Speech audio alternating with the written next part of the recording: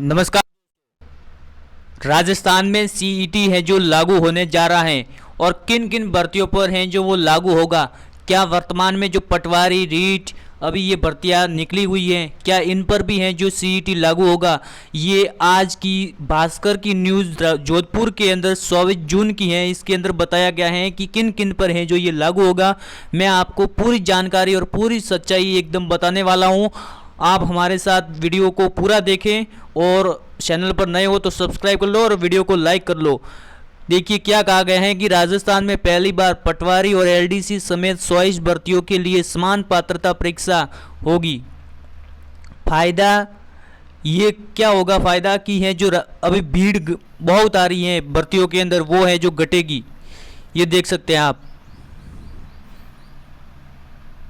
राजस्थान में पहली बार 20 सेवाओं की भर्तियों में 24 भर्तियों के लिए सीईटी है जो लागू होगा। इनमें ग्रेजुएट लेवल की 12 और सीनियर सेकेंडरी लेवल की 8 शामिल हैं। कार्मिक विभाग ने बुधवार को इसके आदेश है जो जारी कर दिए। हालांकि सीईटी कब से शुरू होगा ये जानकारी अभी तक नहीं आई है।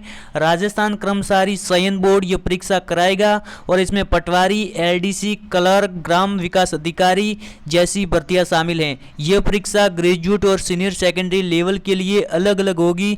इसमें प्राप्त अंकों की वैधता अवधि 3 साल तक रहेगी।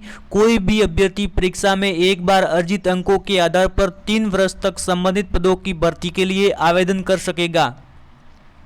तो ये तो हो गया कि किन किन पर लागू होगी और इसकी वैलिडिटी कितनी रहेगी, तो 3 साल तक। अब बात कर लेते हैं कि ये सीईटी है क्या। तो सीईटी एक समान पात्रता परीक्षा यानी प्री परीक्षा होगी, जैसे कि यूपीएससी में कैसे होता है प्रीलिम्स।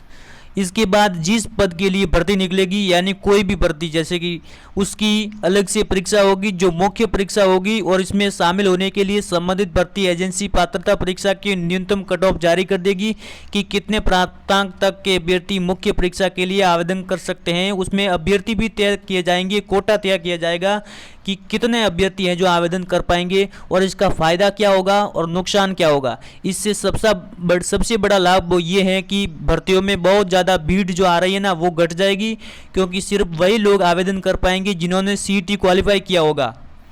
इसके अलावा इसमें पारदर्शिता बढ़ेगी। हालांकि इसका नुकसान ये होगा कि अब मुख्य परीक्षा के अतिरिक्त एक और परीक्षा देनी पड़ेगी, यानी इसमें अब 2 परीक्षा देनी पड़ेगी। एक तो सीईटी और दूसरी है जो एग्ज़ाम ग्राम विकास अधिकारी हैं, शायद पटवारी हैं, एलडीसी हैं, कोई भी।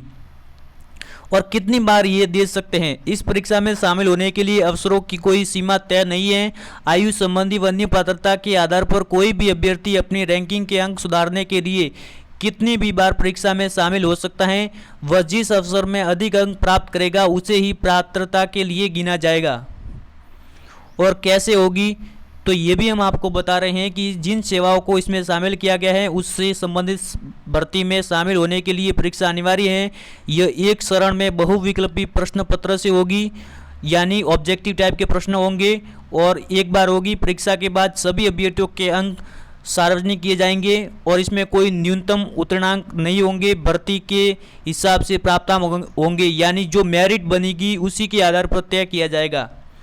सहूलियत क्या होगी कि चयन बोर्ड 1 टाइम रजिस्ट्रेशन की व्यवस्था लागू करेगा और इसमें सिर्फ इस परीक्षा के लिए, न सिर्फ इस परीक्षा के लिए बल्कि इस परीक्षा के आधार पर होने वाली भर्ती के लिए बार बार आवेदन है जो नहीं करना पड़ेगा और यूनिक पहचान संख्या से आवेदन है जो हो सकेगा।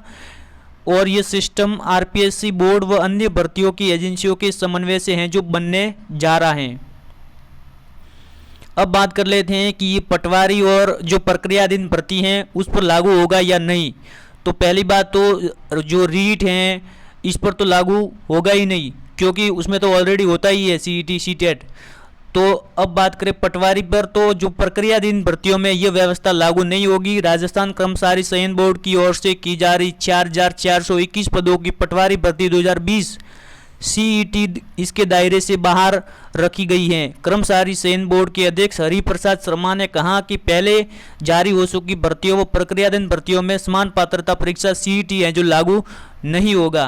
तो ये साफ देख सकते हैं आज की दैनिक भास्कर जोधपुर की न्यूज़ के अंदर 24 जून के अंदर ये बताया गया है कि सीईटी राजस्थान में लागू होने जा रहा है, लेकिन कब से लागू होगा इस बारे में कर्मचारी चयन बोर्ड ने कोई जानकारी नहीं दी है।